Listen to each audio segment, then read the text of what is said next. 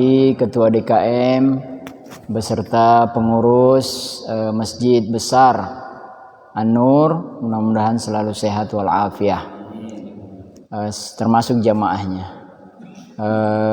Ada Pak Prof, semoga menjadi haji yang mabrur wa tijaratan lan tabur. Ya, sudah lama pulangnya? Kapan pulang? Pulangnya sudah lama. Sudah lama ya? Belum berangkat sudah pulang. Hah? Belum jadi? Oh, yang kasus itu. Oh, saya nggak tahu ya.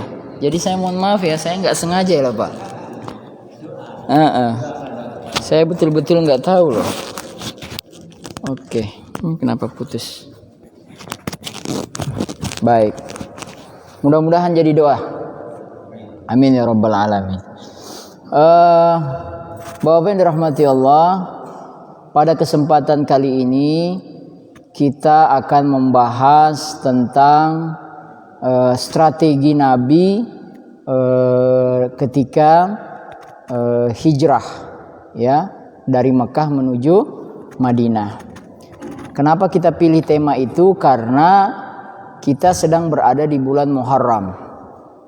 Di bulan Muharram ini itulah yang menjadi tanda tahun masuknya tahun baru Islam. Standar penetapannya itu ternyata disepakati adalah ketika Nabi hijrah. Beberapa usulan dari sahabat-sahabat yang lain ada.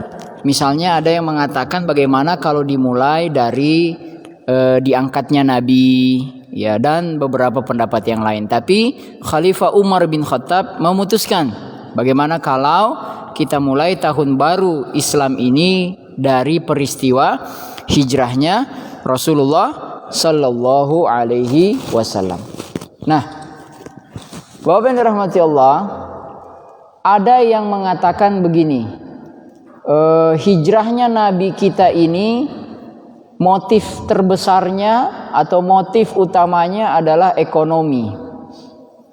Nah, ini gimana cara jawabnya? Apalagi mereka pakai dalilnya sebahagian besar yang mengikuti Nabi hijrah itu orang-orang lemah, orang-orang miskin, orang-orang fakir, budak-budak itu. Jadi nampaknya benar juga ini. Ya, tetapi kita harus jawab bahwa pertama, jawaban kita ada 3. Yang pertama, motif Nabi hijrah atau yang lebih luas motif dakwah Nabi itu bukan motif ekonomi saja. Ya, bukan motif ekonomi saja. Iya, ada bagian dari ekonomi, tapi bukan itu yang jadi utama. Mengapa? Karena kalau memang motif dakwah itu ekonomi, sudah dari dulu Nabi Shallallahu Alaihi Wasallam terima tawaran orang Quraisy yang 3 itu. Wahai Abu Thalib, sampaikan kepada keponakanmu, berhentilah mendakwahkan ajaran barunya itu. Kalau dia mau jadi pimpinan, kami angkat dia menjadi penguasa kami. Kalau dia mau wanita yang paling cantik, kami akan carikan yang paling cantik. Kalau dia mau kekayaan, kami kumpulkan seluruh harta kekayaan kami dan kami berikan kepadanya. Tapi kan Nabi bilang, ya ammi, wahai pamanku, seandainya mereka letakkan matahari itu di tangan kananku, rembulan di tangan kiriku, tidak pernah akan aku tinggalkan dakwah ini. Jadi memang bukan motif ekonomi, kekuasaan, harta, wanita, bukan. Itu hanya tujuan saja. Tujuan kecil dari sebuah tujuan besar, yaitu mencapai ridho Allah Subhanahu wa taala. Itu yang pertama, jawaban pertama. Jawaban yang kedua, kalau dibilang hijrah itu karena ekonomi, nggak terlalu pas sesuai dengan kondisi sosial politik waktu itu. Karena waktu itu Madinah juga masih cenderung suku-suku besarnya masih suka berantem. Ya, suka berkelahi, perang, sedikit-sedikit perang. Nah, dalam hal ekonomi, bisnis, keamanan itu penting.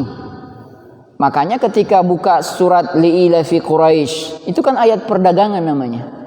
Orang-orang Quraisy itu ila fihim rihlatas syita'i was-shaif. Mereka melakukan perjalanan di musim panas dan musim dingin. Ya, rihlatas syita'i was-shaif falyabudu rabb hadzal bait. Hendaklah mereka menyembah pemilik rumah ini, Ka'bah. Kenapa kan disembah? Allazi at'amahum min ju', karena telah memberi makan, wa amanahum min khauf, dan memberikan rasa aman. Jadi lapar dan aman itu ternyata dua hal yang juga penting di dalam kehidupan kita. Bapak bisa makan, tapi was-was, rumah takut, ya nyawa takut sama orang, keluar rumah nanti ada macam-macam lah. Nah, itu nggak nyaman hidup, ya kan? Nah, maka kita bilang bahwa jawaban atau tuduhan mengatakan itu motif ekonomi salah, karena sosial politik waktu itu kondisi tidak juga terlalu pas. Jawaban yang terakhir, yang ketiga adalah betul yang mengikuti Nabi Muhammad kebanyakan orang-orang fakir, tapi jangan lupa nama-nama itu ada juga di antara mereka. Ada namanya Abu Bakar, ada namanya Utsman bin Affan, ada namanya Abdurrahman bin Auf. Itu saudagar-saudagar kaya. Jadi tidak betul kalau dibilang semuanya miskin-miskin. Kaya raya ada yang ikut. Bahkan yang perlu dijadikan garis bawahnya adalah, digarisbawahi adalah mereka yang orang-orang kaya tadi waktu hijrah ke Madinah itu meninggalkan seluruh harta mereka di Mekah. Ya, nggak ada yang mereka bawa, karena memang dilarang sama orang Quraisy. Waktu itu orang Quraisy bilang, kalian ini bikin masalah. Oh, bikin masalah apa? Masa kalian sudah kami sediakan sekian puluh tahun berbisnis di sini, untung di sini, lahir di sini, berbisnis di sini, lalu tiba-tiba kalian sudah jadi orang kaya begini, kalian pindah, kan begitu ya? Apa kata mereka? Ya sudah, kalau memang kalian takut kami pindah itu karena harta-harta kami akan kami bawa, ya sudah, kami tinggalkan harta ini. Silakan kalian bagi-bagi saja. Selesai urusan. Nggak bisa jawab. Ya, jadi ternyata kekhawatiran mereka ini sudah jadi pertanda mereka itu bukan tak senang sama agama baru itu, Islam itu, tetapi yang mereka khawatirkan agama yang baru itu mempengaruhi atau berpengaruh kepada pendapatan. Betul?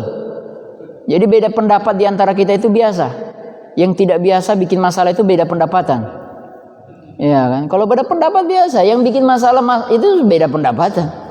Makanya kenapa dalam Islam itu beda pendapatan itu ditengahi dengan zakat, infak, sedekah, hadiah, hibah, nikah, mahar, apalagi wasiat, apalagi jual beli, pinjam meminjam, hutang piutang, sewa menyewa, apalagi wakaf tadi sudah.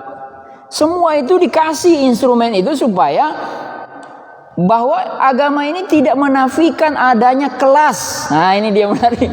Jadi kalau Karl Marx bilang persoalan manusia itu karena beda-beda kelas, Islam tidak melarang kelas. Ada yang karena ayat Al-Qur'an jelas berbunyi, wa faddalallahu ba'dukum ala ba'din. Kami sudah beda-bedakan kami muliakan antara satu dengan yang lain di antara kalian. Mau dibantah apa itu? Ya enggak? Itu fitrah, sudah menjadi sunnatullah. Makanya kalau ada yang bilang kemiskinan itu harus dihilangkan, enggak bisa. Karena kemiskinan itu adalah sunnatullah. Ya. Tapi yang bisa dilakukan adalah memendekkan jarak antara yang punya sama yang nggak punya, sehingga ayat tentang zakat itu relevan. Bunyinya adalah khuz min amwalihim, ambil dari harta mereka. Untuk apa? Khuz min amwalihim sadaqah tutahhiruhum wa tuzakkihim biha, supaya mensucikan dan membersihkan mereka dengan harta itu. Siapa mereka yang dimaksud? Ya dua-duanya. Yang orang kaya disuruh untuk keluar supaya tidak sombong, supaya tidak angkuh dengan hartanya. Yang miskin pula dibersihkan hartanya dari iri dengki. Ah, itu orang gak pernah keluar duitnya. Kan iri itu. Iri itu lama-lama membesar menjadi gejala sosial. Gejala sosial apa? Keamanan. Ya, keamanan. Ya. Semua berasal dari persoalan perut. Itu loh. Orang bisa nekat loh. Bisa nekat, ya. Bisa nekat. Bapak yang dirahmati oleh Allah Subhanahu wa taala. Nah, tadi sebagai pengantar bahwa jawaban kita terhadap mereka yang menuduh bahwa hijrah itu motif ekonomi salah besar. Nah, walaupun itu juga menjadi tujuan Nabi sebenarnya, tapi bukan tujuan utama, bukan. Nah, sekarang kita mau lihat apa sih yang Nabi lakukan untuk mencapai tujuan besar itu. Ada 3 strategi. Yang pertama adalah strategi Nabi yang pertama itu mempersaudarakan. Berarti ini bagian dari mengamankan situasi kondisi, mempersaudarakan. Siapa yang dipersaudarakan? Pertama, Aus, Khazraj. Aus itu dua suku ini di Madinah, suka berkelahi. Didamaikan sama Nabi. Kalian kalau saya mau datang ke Madinah, kalau memang kalian mau saya datang ke Madinah, kalian bisa berdamai enggak? Bisa, wahai Nabi. Oke, damai mereka. Setelah itu datang Muhajirin. Tek, yang tadi yang nggak bawa apa-apa tuh, miskin tuh, kaya, ada orang kaya tapi dia tinggalin semua hartanya tuh, tek, datang. Nabi bilang, yang dari Muhajirin saya akan persaudarakan dengan yang dari Ansor. Ansor itu berarti orang Madinah, namanya aja Ansor, penolong. Nah, gitu. Jadi kalau ada orang namanya Ansor tidak suka nolong, salah nama itu, ya kan? Ansor, Nasir, siapa lagi? Mansur. Nah, itu semua itu harus tukang penolong itu. Nah, kalau enggak ganti jadi Muhajirin. Nah, jangan kebalik, ya kan? Nah, Bapak dan rahmati Allah Subhanahu wa taala. Jadi kalau ada masjid namanya Masjid Muhajirin, berarti nama masjid itu masih bisa berubah karena dia masih hijrah. Ya kan, masih berhijrah. Bapak dan rahmati Allah. Salah satu kisah persaudaraan yang terjadi yang menarik adalah kisahnya yang tadi, yang dari Mekah namanya Abdurrahman bin Auf tadi. Ya, yang kaya tadi itu, tapi dia tinggalin semua hartanya. Dia dipersaudarakan dengan siapa? Namanya saudara barunya itu namanya Sa'ad bin Abi Rabi. Rupanya Sa'ad ini kaya dia, orang kaya Ansor. Dia bilang apa? Abdurrahman, ya akhi Abdurrahman. Nah, gitu ya kira-kira ya. Indi amwal, saya punya banyak harta. Ya, saya akan bagi jadi 2. Saya setengah, kamu setengah. Indi zaujah kasirah. Saya punya istri banyak. Bagi 2. Jangan, mati orang itu. Kamu suka yang mana? Coba kau lihat dulu wahai Abdurrahman. Mana yang kau suka dari istri-istriku sekarang ini? Tunjuk saja. Habis itu saya langsung ceraikan. Habis itu kau nikahi. Kira-kira ada nggak orang seperti itu sekarang? Ada nggak? Ada Pak Mustaqim. Oh, agak susah dicari. Pak Mustaqim ada. Bahasa Pak Prof itu harus diteliti betul-betul. Kata beliau, ada Pak Mustaqim. Ya memang ada orangnya. Tapi apakah mewakili kualitas tadi? Belum tentu. Dan rata-rata di sini juga nggak ada. Kayaknya emang nggak ada. Bagaimana? Apa yang mau dibagi? Istri juga cuma punya 1. Ya kan? Ini kan cuma punya 1 semua. Yang ketahuan. Jangan pula nanti kasus Ferdi Sambo juga nanti. Ya kan? Nah, kalau apa? Oke, baik. Nah, sekarang pertanyaan berikutnya, kira-kira kalau kita di posisi Abdurrahman bin Auf, terima tidak penawaran yang menarik itu? Terima. Tapi mohon maaf, cerita berbeda. Abdurrahman bin Auf bilang, al-afu, mohon maaf. Ya, cukup tunjukkan saya di mana pasar, biar saya berdagang di sana. Kalau urusan istri, saya masih bisa carilah. Nah, apa pelajaran yang bisa kita petik dari dialog 2 sahabat yang baru dipersaudarakan Nabi itu? Sederhana, tetapi bermakna. Apa itu? Bertemunya sebuah cinta persaudaraan yang murni bertemu dengan rasa harga diri yang begitu tinggi. Cocok nggak itu? Cocok, itu kualitas namanya. Itu kualitas SDM.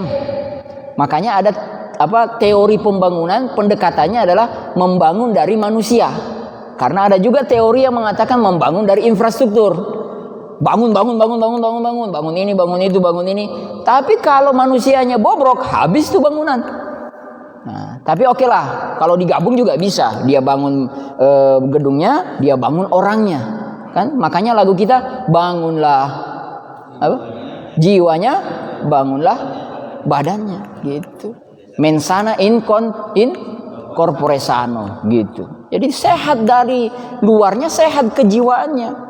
Nah, tadi saya ulangi, kualitas manusia hari ini. Nah, bagaimana kita kaitkan nilai-nilai persaudaraan itu dalam konteks ekonomi? Bagaimana kita kaitkan nilai-nilai persaudaraan itu dalam konteks ekonomi? Banyak sekali. Contoh misalnya akad mudharabah bagi hasil. Akad ini tidak pernah akan jadi kalau tidak bertemu antara orang yang punya modal sama orang yang gak punya duit tapi punya tenaga, punya kemauan ulet, sama orang yang punya modal tapi udah lemah. Kalau ini gak pernah ada, terutama yang ini loh, yang pemodal. Kalau gak pernah dia masuk dalam pikirannya ingin membantu orang lain lewat potensi orang ini yang ulet, kasih modal, nggak jadi akad mudharabah.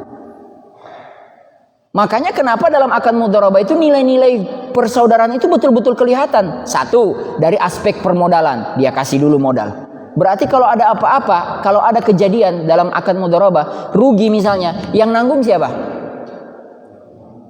Pemodal. Tapi dengan catatan, ruginya itu bukan disengaja oleh siapa? Yang diberi modal. Contoh disengaja itu kayak gimana? Gampang. Dia dikasih modal misalkan sekian juta, puluh juta untuk memulai bisnis tambak. Terus dia ajukan dalam proposal bisnisnya itu, dia mau studi banding dulu. Kemana kira-kira kalau ke studi banding tambak di Indonesia ini? Lampung. Katakanlah dia di Bogor mau buka tambak, tapi dia mau belajar di Lampung. Oke, mana proposal bisnis Anda mau perjalanan studi banding? Dilihat. Ke Lampung, naik pesawat, kelas bisnis, sudah salah. Lalu tinggal di hotel bintang 5, salah lagi. Betul nggak? Kalau pemodalnya jeli, dia minta. Tapi kalau nggak jeli, kan dia percaya aja. Ya udah, silakan studi banding. Pergi dia studi banding, nggak dicek sama yang punya modal. Datang dia, saya sudah selesai studi banding. Terus gimana? Kenapa nggak mulai? Habis modalnya. Loh, kok habis? Iya, kemarin ini perjalanannya. Kenapa habis? Naik pesawat, kelas bisnis. Tinggal di hotel bintang 5. Loh, ini kok begini Anda lakukan? Itu apa artinya? Dia tidak punya sense. Ya, sense dia kan harusnya sadar, udah dibantu, baru mau mulai, kenapa sudah pakai uang itu untuk sesuatu yang tidak layak untuk diterima secara akal sehat. Oke, itu contoh di pertengahan, baru mau mulai. Katakanlah dia tidak lakukan itu, alhamdulillah, jujur. Tapi godaannya ada lagi.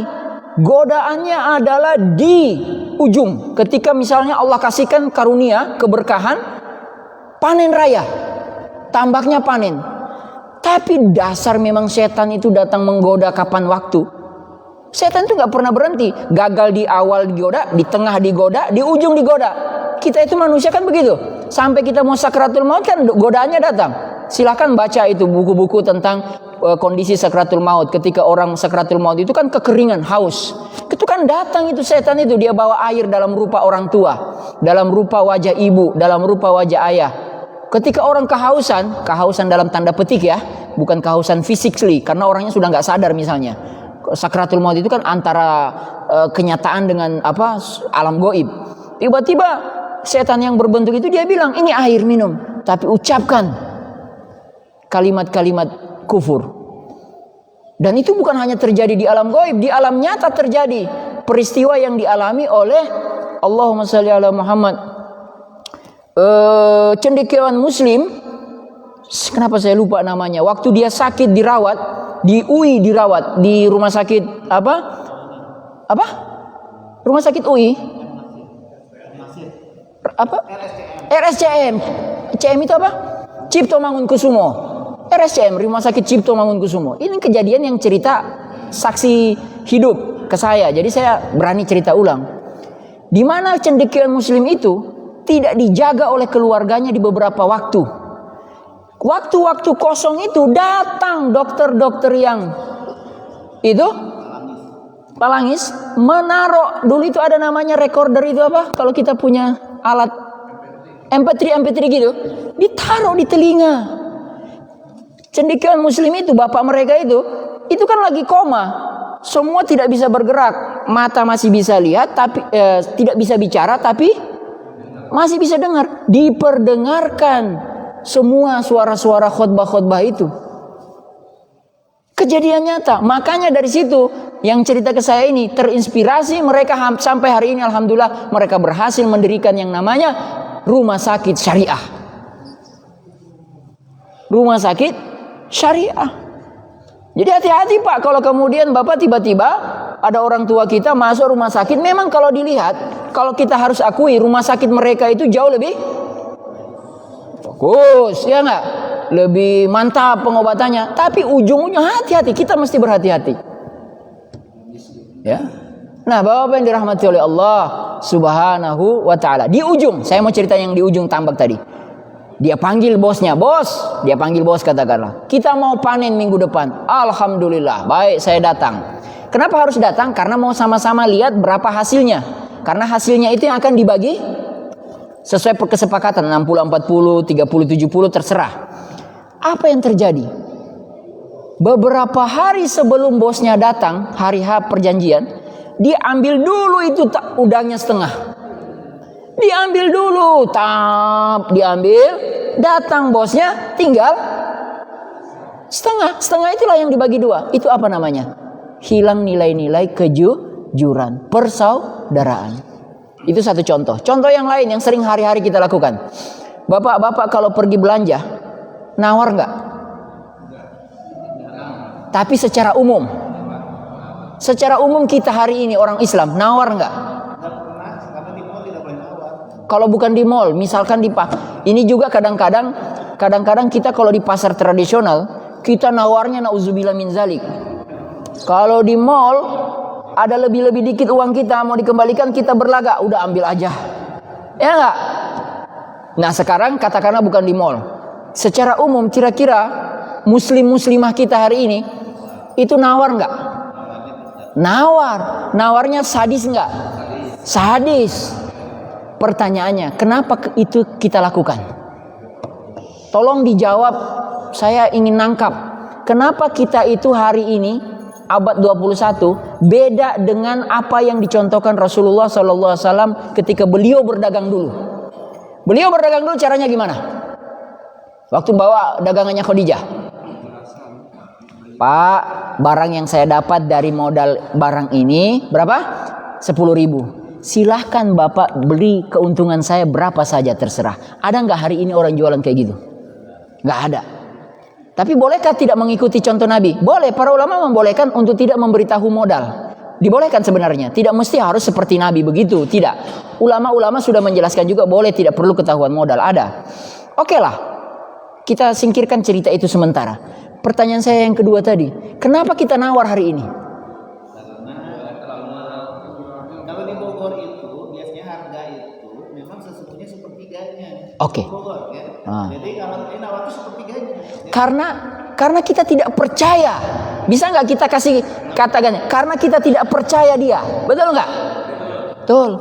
Sekarang pertanyaan saya kita balik. Kenapa penjual itu dari awal dia buka harga begitu dulu? Karena pasti ditawar. Karena dia tidak percaya dengan diri kita, dengan kualitas kita. Berarti yang terjadi sebenarnya hari ini adalah ketidakpercayaan antara kita, antara pembeli dan penjual. Setuju apa tidak? Berarti ini sudah bicara kualitas diri. Kita takut dibohongi, dia takut tidak dikasih untung. Betul nggak?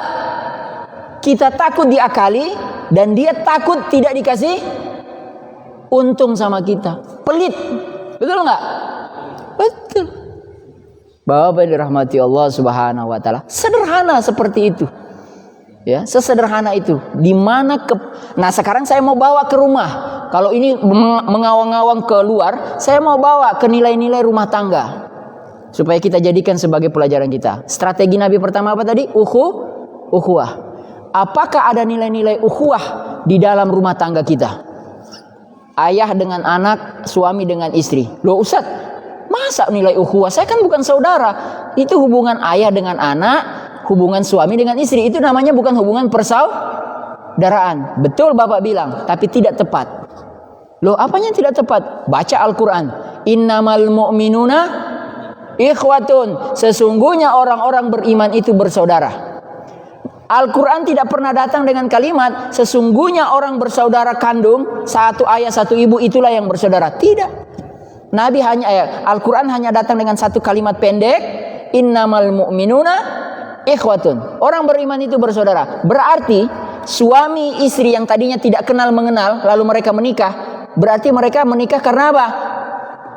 Ya karena mereka merasa mereka sama iman, sesama iman dalam rumah tangga itu menikahlah mereka. Jadi saya ingin meluaskan makna rumah tangga itu bukan sekedar makna antara hubungan ayah dengan anak, hubungan suami dengan istri, tapi ada yang lebih tinggi yang bisa menyatukan persaudaraan ini. Hubungan-hubungan ini adalah iman. Kalau Bapak tidak percaya, saya lupa surat berapa, ayat berapa, bunyinya begini. Walladzina amanu, bisa kita cari tapi oke lah nanti. Sesungguhnya orang-orang beriman. Wattaba'athum zurriyatahum, dan keturunan mereka mengikuti mereka fi imanihim, dalam keimanan itu, alhaqnahum, akan kami pertemukan mereka di yaumul qiyamah. Coba kalimat itu, ayat itu. Berarti hari ini yang kita lihat kita bertemu di rumah itu punya potensi bertemu juga di yaumul qiyamah, tapi cuma satu syaratnya. Apa? Iman. Dasar keimanan yang kemudian diturunkan dalam nilai-nilai ke bawahnya. Apa yang bisa diturunkan nilai-nilai ke bawahnya? Seorang ayah membangunkan anaknya untuk sholat subuh, tapi Ustadz, dia kalau saya bangunkan kasihan, nangis. Pak, Bapak lebih kasihan gak kalau dia dewasa nanti besar tidak terbiasa bangun sholat subuh hanya gara-gara kasihannya Bapak terhadap tidurnya saja? Itu namanya gagal. Angkat dia, angkat dari tempat tidurnya sesuai dengan usianya tentu saja.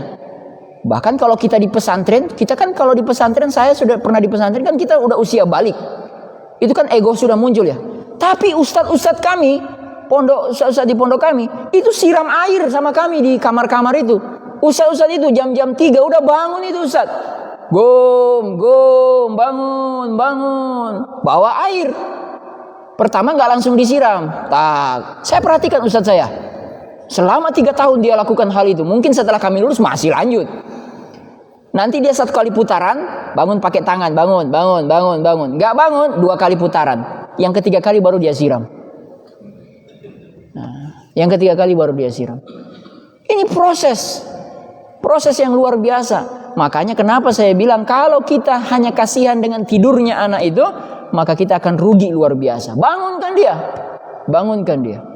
Bapak yang dirahmati Allah Subhanahu wa taala. Kita pindah ke yang strategi kedua yang dilakukan oleh Nabi SAW waktu hijrah adalah setelah mempersaudarakan adalah membangun masjid.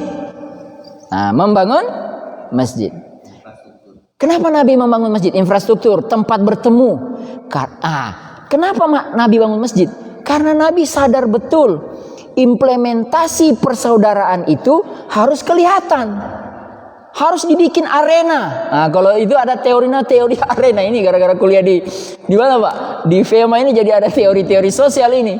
Namanya teori arena. Arenanya harus dibangun supaya diperlihatkan bukti bahwa apakah nilai-nilai positif, nilai-nilai negatif berkumpul di situ.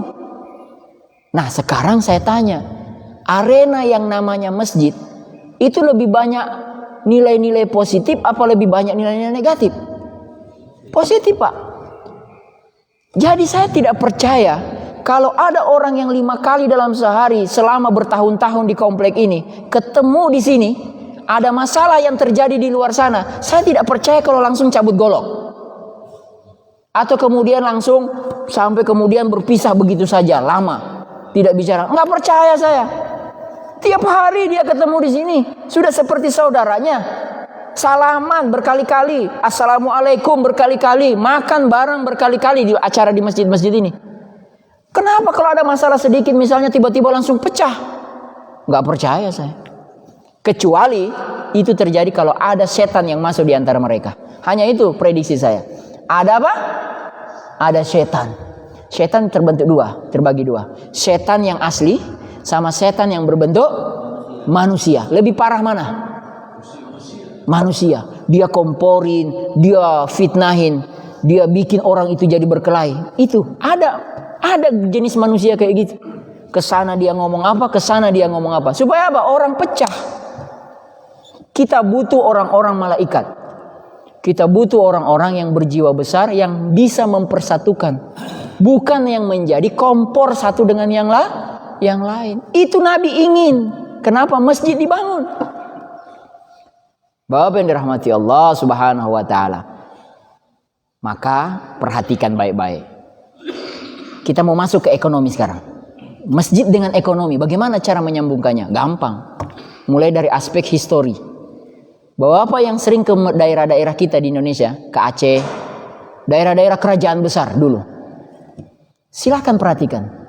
Masjid-masjid kerajaan dulu yang masih ada sampai hari ini, dia di dekatnya ada pasar gak? Ada pasar. Ada selalu. Di Bogor ini masjid besarnya di mana? Di pasar. Ada pasar? Ada. Nggak tahu kalau masjid yang baru berikutnya itu masjid yang bukan asli, ya. Cuma disebut masjid besar, masjid raya, ya. Masjid An-Nur aja nggak ada pasar. Oh ya, maksudnya. Nah nanti kita masuk. Apakah betul Masjid An-Nur perlu dibuat pasar? Nah gitu. Oh.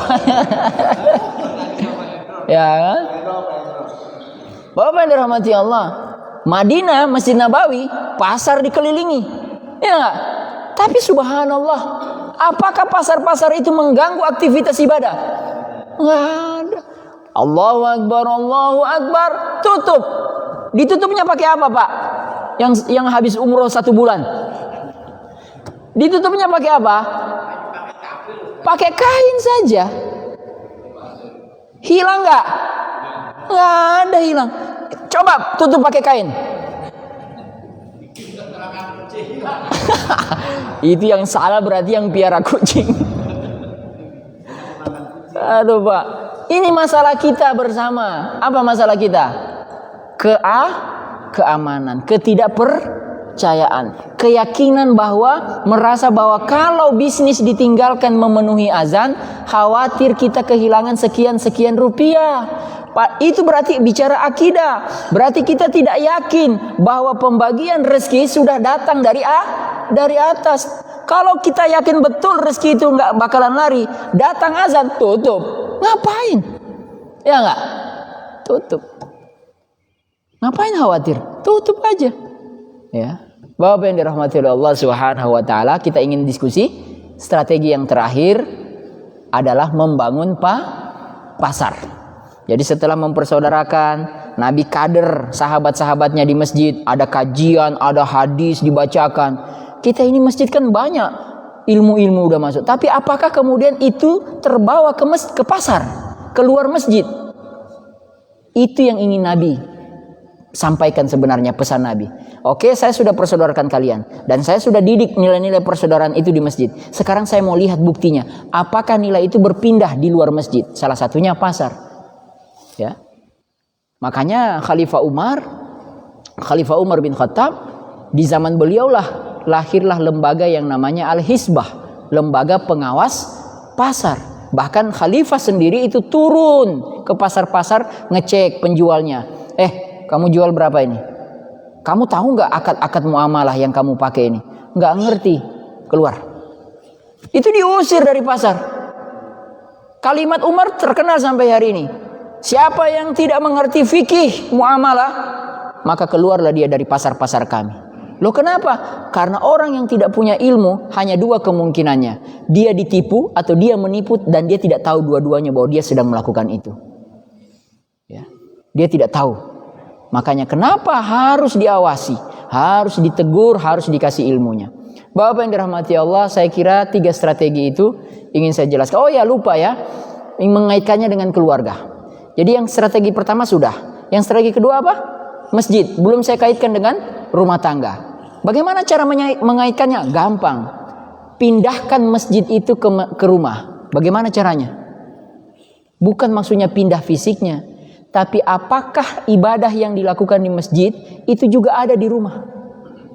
Apakah rumah kita ada orang sholat di dalamnya? Sholat sunnah?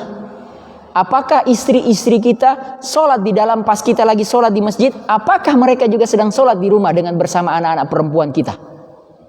Apakah ketika kita ikut kajian pagi ini, per pagi ini, apakah kemudian setelah pagi ini ada satu waktu kemudian kita diskusi dengan istri kita, membicarakan apa yang disampaikan ini, minimal diskusi soal agama di sana?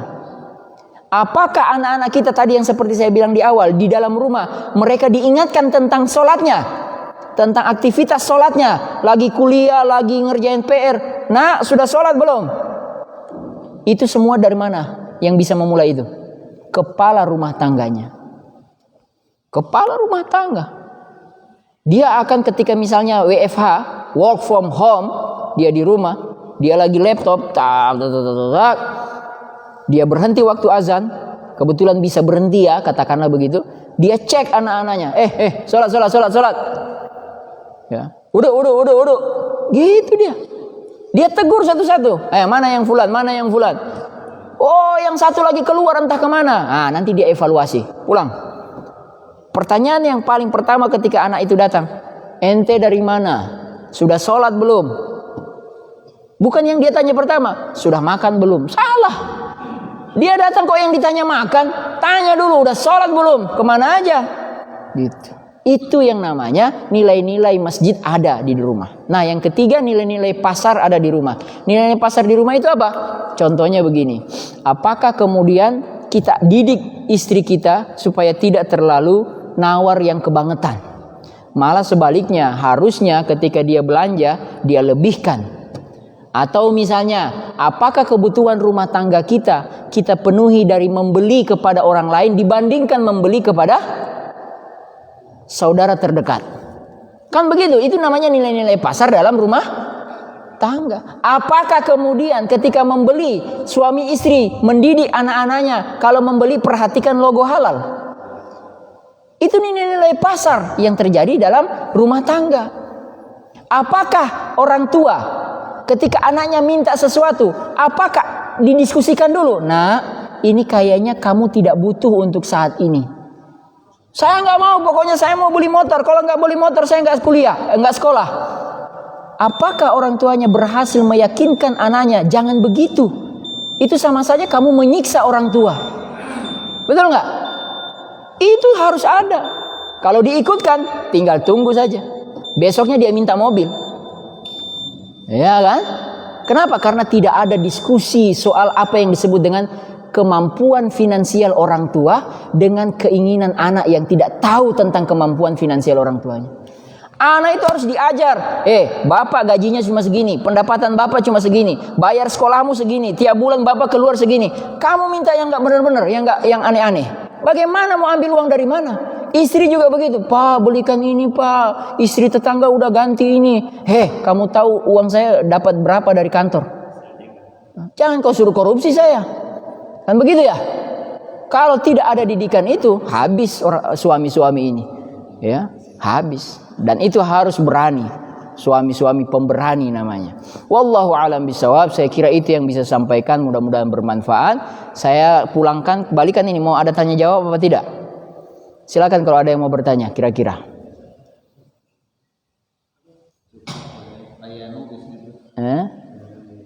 Ya. Amin. Iya. Saya Iya, nanti pesan pesan donat dong satu. Satu kotak. Oh, donat lagi off ya. Ada kopi Bogor. Oh, jual kopi Bogor. Kopi Liong. Oh, kopi Liong. Iya, iya. Oke. Baik, kalau tidak ada pertanyaan Bapak-bapak, mari kita tutup dengan mengucapkan hamdalah. Alhamdulillahirabbil alamin. Saya mohon maaf ya kalau ada penyampaian yang salah. Nggak tahu kenapa kalau di Masjid An-Nur itu bersemangat, ya, menggebu-gebu, ya kan? Yang biasanya tidak tersampaikan malah tersampaikan, ya. Yang difikirkan malah nggak kesampaian, yang disiapkan malah nggak kesampaian. Tapi saya niatkan itu sebenarnya untuk diri saya pribadi. Jadi bapak-bapak jangan merasa, ini Ustadz kenapa ke saya terus, dia matanya dari tadi. Salah apa saya? Bukan. Kebetulan lihatnya ke sana. Tetapi saya, kenapa? Oh, teman. Saya niatkan ini untuk diri saya pribadi karena biar bagaimanapun saya juga masih terus belajar dan mudah-mudahan kita sama terus belajar sehingga kemudian sampai kita mencapai ridho Allah Subhanahu wa taala. Mohon maaf sekali lagi, kita tutup dengan doa kafaratul majlis. Subhanakallahumma wa bihamdika asyhadu an la ilaha anta astaghfiruka wa atubu ilaik. Assalamualaikum warahmatullahi wabarakatuh.